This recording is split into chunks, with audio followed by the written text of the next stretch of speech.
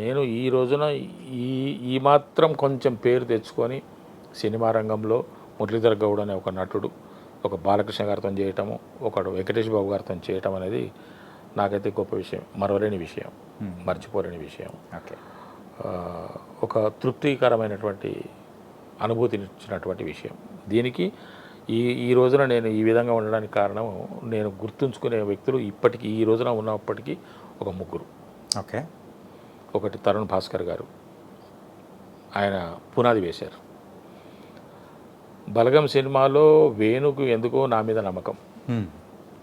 అన్న మీరు ఎప్పటికీ అన్న ఈ సినిమా రిలీజ్ అయిన తర్వాత మీకు ఇంకా తిరుగుండదన్న, ఆరోగ్యం ఒకటి మీరు జాగ్రత్తగా చూసుకోండి, మీరు ఒక దశాబ్ద కాలం పాటు మీరు బిజీ ఆర్టిస్ట్గా ఉంటారు అని చెప్పేసి అని ఒక ఆశీపూర్వకమైనటువంటి అభినందన తెలిపి మనసులో ఉన్నటువంటి మాటను చెప్పి నువ్వు నాకు ఎప్పుడు కారులో కనపడాలన్నా, నువ్వు అంటే మనం నడుచుకుంటూ